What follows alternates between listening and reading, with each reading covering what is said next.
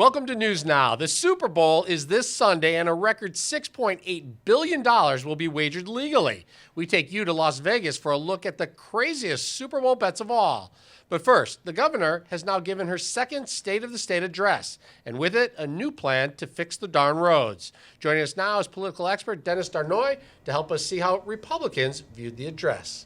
What did you think of the overall presentation, the attitude, the feel? Yeah, I mean, there was certainly an aggressive tone from the governor. She placed a lot of blame at the feet of Republicans, saying that they weren't really able to come to the table and work with her last year, which is kind of a one-sided view of things. I mean, it's kind of saying you were wrong, I was right, and because you didn't see it my way, the blame's laid at your feet. I think there's probably enough blame to go around. But there is the hope that what she's proposed really deals with state roads, and it leaves an opportunity for the legislature to come up with a plan to attack local roads, ones which obviously we know are incredibly in need of help and assistance. Yeah, I guess it doesn't help you too much if you are trying not to get a flat tire and you have to get to the local roads to the highway. You kind of need all the roads to be good for it to work. Absolutely. And to take the approach of saying, well, if you see work on the highways, pat me on the back, but if the roads and the locals, call your Republican legislator and tell them to work on it. I mean, taking that kind of attitude, I'm not really sure is the best approach, but it's certainly one that she embraced full-heartedly last night. Do you feel like she took some responsibility for not getting the job done on the gas tax, or do you feel like she was strictly blaming Republicans? Yeah, again, I think she's laid it at the feet of the Republican-led legislature. You haven't heard from her either at the speech last night or even in general interviews any acknowledgement of the things that she did wrong in her first term, or first year, I should say. And there were plenty of things that she could point to and say, yes, I could have been better on that. But no, it was really focused on the Republicans and what they didn't do and how they didn't come around, and less on what she could have done better. So let's look at the new road plan. It's a bond program to borrow money. How do you think that's going to go over with residents? How do you think that's going to work? Is it a good idea, bad idea? In general, it's a bad idea from the borrowing standpoint. You're going to put future generations in debt. It's based upon gas tax revenue, which doesn't account for how vehicles are changing, becoming more electric. So there are some real concerns about how it's going to be paid for down the line. With that being said, most residents aren't going to be thinking 4, 5, 6, 10 years down the line. They want to see improvements now. So from a political standpoint, from a showmanship standpoint, it's not a bad approach, but from a serious policy standpoint, there are some serious holes in it. If we go back a little bit in time and we look at when the governor first came in and talked about this 45 cents gas tax, Republicans were like, no way, we're not negotiating. This is not going to happen.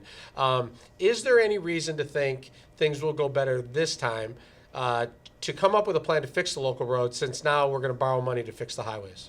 I think there's an opportunity in this regard that House Republicans and House Democrats as well are up for re-election in November. I think that it is going to be likely that House Republicans will be a little bit more accommodating on trying to find solutions to the local road problem. She's clearly punted it to the legislature and said, you come up with a solution for local roads. So, I mean, there is an outside chance. Now, mind you, we've got the budget coming up, and that was a huge contention last year and likely will be again this year. But there is a little bit of hope that they can come together and find some solution, a long-term road funding solution for local roads. Do you think Michigan residents will have the appetite for additional taxes, or is this money that's going to have to come from somewhere else? No, it's clear. I mean, we've seen survey after survey, year after year, that Michigan residents do not want new taxes to fix the roads. They believe that there is existing money that can help infrastructure now. And again, that's part of her plan to bond, where you're not feeling any pain. It's not new taxes, it's just new debt. But no, there is no appetite here in Michigan to see increased taxes to improve roads. One of Governor Whitmer's tweets was, we're committed to ensuring a safe, healthy environment for all new moms, especially moms of color, which is why this year my budget proposal will extend health coverage for low-income women who have had babies. That sounds good. Mm-hmm. How does that work in real life? Well, again, she proposed three things last night at the State of the State, which would require legislative buy-in, this being one of them. There is, on each three issues, some Republican support. So, I mean, again, from a political standpoint, going and helping and protecting new moms seems like a very, safe plan to approach. I think there's always the devil in the details. What does that look like? What is the cost? Where's that money coming from? But again, there is already Republican buy-in for something like that. So it's an area where she should see support. And I think she was smart. I'll give her credit for highlighting areas and ideas that there is already Republican support for. Last year, when she came in with her State of the State, she talked about things that were important to her and her constituency, but not necessarily having Republican buy-in. She recognized that was a mistake, although she didn't admit it, and said, okay, here are the things that we can get done with the legislature, knowing full well that there's already Republican support. So with education or auto insurance or any of the topics that were brought up, she knows it will be a bad look if she pitches something and it doesn't get done again. Exactly. And again, there are Republican legislators already on board who've already either drafted legislation in these areas with Obamacare, education, healthcare. Republican legislators on the record saying, yes, we like this. So she knows that there is support within the caucuses for it. Whether or not the leadership agrees to it's a different question, but she does know that there will be Republicans who would be willing to work with her on these issues. Overall, what grade would you give her for last night's performance and what she proposed? I mean, I think it's a very solid performance because I think it's realistic. She knows it's an election year. She came out and basically said, I'm going to do things on my own. I think that's a horrible way to govern, and you saw that, with Democrats who applauded when Obama governed by executive action, and then President Trump came in and did the same thing, and they were apoplectic about it. So she's going down that same path, but it's honest, it's realistic, and given this election year, it's a smart play. All right, thanks for joining us on News Now. We appreciate it. Thank you very much. All right. And we'll be right back with an expert who will break down how Democrats saw the state of the state. We'll be right back.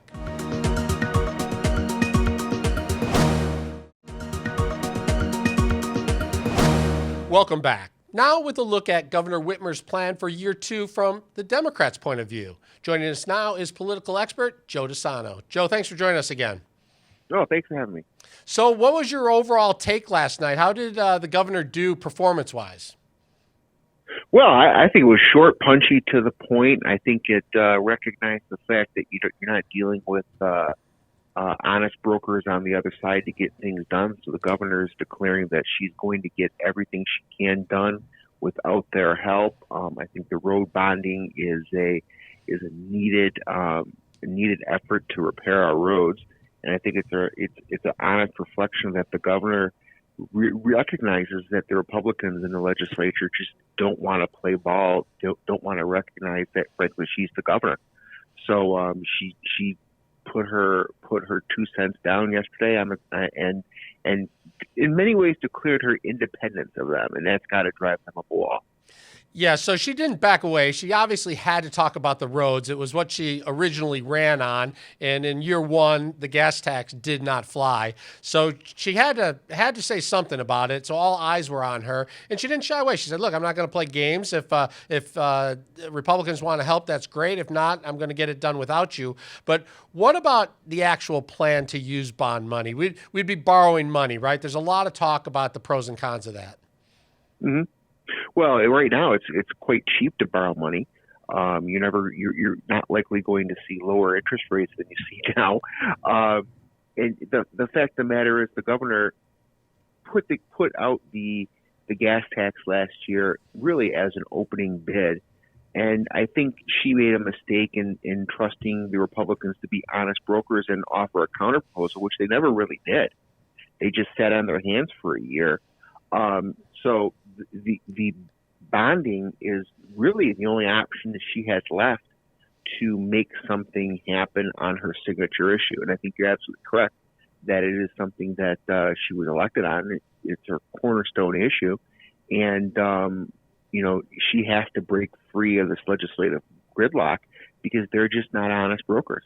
Her road plan is going to impact the highways, but local streets are not going to get fixed. What is she going to have to do to meet the promise she made to voters? Well, I think this is a good down payment. I don't think this is a one-time thing. I think we're going to have to continue on this process, maybe not with bonding. Hopefully there's a sane legislature that's interested in solutions, not finger-pointing, and interested in actually getting things done. And that's not the legislature we have now. She's going to have to work out a more equitable road funding issue or road funding solution with local municipalities, because I mean, frankly, the Tri-County area subsidizes the rest of the state in many cases. So that's something that needs to be dealt with in a significant, comprehensive manner. There really was no negotiating between the Republicans and the Democrats. Everybody just, like you said, sat on their hands. Is there any hope that that can change, or is she going to just have to battle on and do whatever the governor's powers allow her to do when it comes to roads? Well, I think she's definitely set the course to go it alone. But the fact of the matter is we do need, some legislative buy-in. Hopefully there can be we're reaching a point now where nothing of significance other than the budget is going to get done in the next year anyways. These legislators have to go home and have something to run on. So I'm hoping that, that they come to their senses and realize that they have to have accomplishments to tell the voters as well. Lowering insurance rates is a pretty popular thing, and that's enough to run on, but there needs to be more. One of the governor's tweets was, protecting our workforce is one step, preparing our workforce is another. And that starts with our kids. This year, we're doubling down on the commitment to invest in early literacy. What is your take on her plan there? Well, I mean, early literacy is one of the leading indicators of being a successful person later on down in life. So, I mean, my thought is this is a really important thing. And also, I'd be remiss if I didn't mention her efforts to do job training and job placement for people over 25 as well. We have to come to terms with the fact that continual education is going to be a part of all of our professional life. And, finding folks who maybe have been trained for a industry that has lost jobs and retraining them, that's incredibly important. But even more fundamental is the ability to read at a high level. So this, I think, will begin to address that. Another tweet of the governor's, I've directed the Department of Labor and Economic Opportunity to expand the right to overtime pay to tens of thousands of Michigan workers. If you're on the clock, you deserve to get paid. How will this play? Oh, I think it's a huge thing. It's a big priority of organized labor here in the state as well. Too many folks work off the clock as far as, being required to stay and not be paid. That's actually a pretty big problem here in the state, as we've got full employment, but there's too many people with more than one job.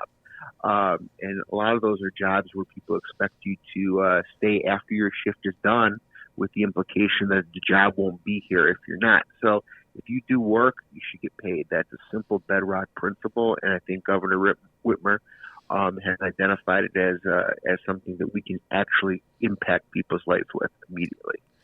And the governor also tweeted out, we'll let women choose birth control that works for her. A novel idea, I know. We're going to ask a woman what she wants, ensure she can get it in one visit, and provide coverage for it. Why is that so important? Well, I think women's reproductive health is a huge issue for this governor. I think Roe versus Wade is under attack, from the Supreme Court on down. And we've often seen that women's health lags behind men's health. And some basic things aren't covered by insurance here. And that's to me, it's an outrage. It's a travesty. The fact that a woman can't get access to birth control on her insurance.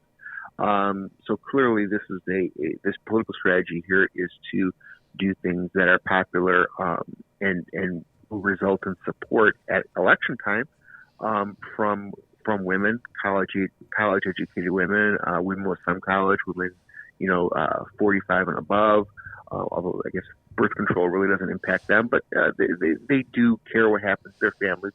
It's too difficult, and it's in many cases, it's just too expensive. So we need some sort of government solution to assist folks with making ends meet. So I got to give her credit for that too. Joe DeSano, thanks for checking in with us. We'll talk to you real soon. My pleasure. Thank you. You bet. When we come back, we take you to Las Vegas to talk about the nearly $7 billion being bet on the Super Bowl. We'll be right back.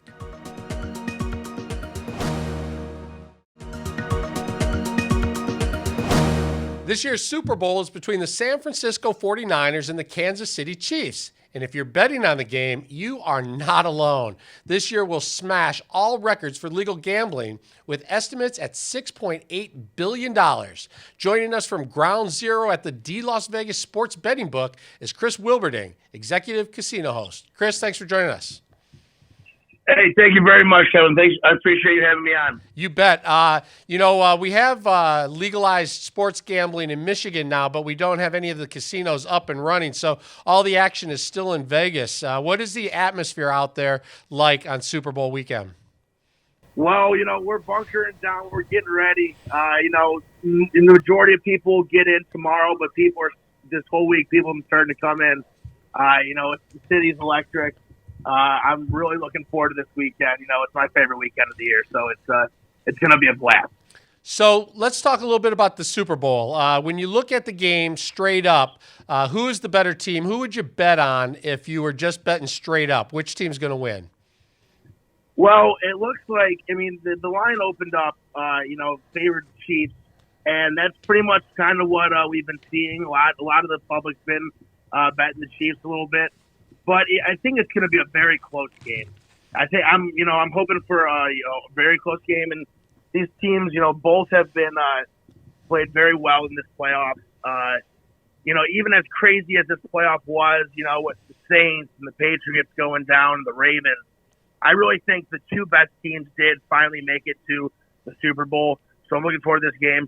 I do like the Chiefs in this game as well, though. Do you get more action if it's like a New York team and a California team, or when it's the Super Bowl, it doesn't matter, everybody's betting? Well, the Chiefs are such a popular team with Mahomes, and how that high-powered offense, that it's such a popular team throughout the United States and everywhere else, that it doesn't really matter where, it's not from New York and not from California. You're still getting a lot of action and a lot of volume coming in because of the Chiefs. So the way the line works is Vegas says one team's favored over the other. What is the actual line in this game?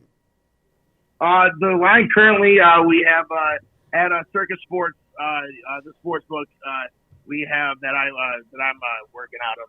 We have the Chiefs -1. They're favored -1 over the 49ers with 54.5 as the over/under. Okay, so does that impact the way you would bet, or is that just such a slim margin that you would stay with the team that you think is going to win? Yeah, it's normally in Vegas is majority of the time pretty much on the money. So I would say that it doesn't really affect the line doesn't affect it too much, just because it's going to be such a close game, and I think Vegas is pretty much on the dot. It's going to. I'm looking to come down to the last couple plays of the game. So you mentioned the over/under. That's the combined score of both teams. Did you say it was 54? 54.5 currently, yeah. 54.5. Is that so? Are they expecting a lot of offense then, or is that a normal number? Well, it opened up around 51, so it's gone up. It's already gone up 3 points for the past week and a half or so. But, the minute that line opened up at 51, the over-under, there wasn't a single under-better to come in for a while, and everybody was hammering the over on it. That's why it went up, 3 points. Around the city, there's a lot of the sportsbook guys that were saying that they couldn't find a guy to take it under. So that's why there's definitely a lot of the public is expecting there to be a lot of points scored in this game. So let's talk about some of these crazy prop bets. You can bet on anything from who wins the coin toss to I think I saw that you can bet on if LeBron James in his next basketball game will score more points than both teams combined. What are some of the prop bets that you like and find most interesting? Yeah, no, those cross sports props are, those are pretty incredible. They're a lot of fun. And, Vegas is so popular for the Super Bowl, and everyone comes in and they love betting these props. And you could bet, the props all the way from halves and quarter, just the normal props that you get in every game to the cross sports bets, like you said with LeBron. I was looking at one that we have here, and it's James Harden, points versus the Chiefs points. Yeah, right now it's James Harden is favored by James Harden's favored by 7.5 more points than the Chiefs will score. So that I think that's very interesting. And even out here in Vegas, we have Vegas Golden Knights goals versus Mahomes touchdown passes. I think those are very fun to play. How does that work? So I mean, it would pretty much go the Vegas game against Nashville the following day, and it's either will Vegas score more goals in that game versus Mahomes throwing how many touchdown passes he's going to throw in the Super Bowl. So when you talk about prop bets, what is it? Just something people throw a few bucks on for fun, or are there serious bets coming in? Yeah, you know what? There are some sharp bettors that come, that are in Vegas that do enjoy these prop bets. And in Super Bowl, it's very hard to bet sometimes. So a lot of these sharp guys kind of stay away from the actual sides, the spread, and kind of mess around with the props a little bit. Right now, I mean, we're taking $5,000 at our sports book over the counter for these prop bets. Is it too early to place some money on the Lions next year, or is that something they do well after the Super Bowl? I believe those lines. I'm not exactly sure. I'm not exactly positive what the line is. I'm sure it's something what the number is for the future bet on the Lions next year. But they're out there already. There are teams there are some sports books that have already made their lines and they're set their numbers and odds for Super Bowl next year. If you can think of something to bet on, Vegas will take your money. Chris Wilberding, thanks for joining us from Vegas. Enjoy the Super Bowl, and we'll talk to you real soon. Thank you so much. Have a great one. All right, you too. That's our show for tonight. Thanks for tuning in. We'll see you next time. For News Now, I'm Kevin Dietz. Good night.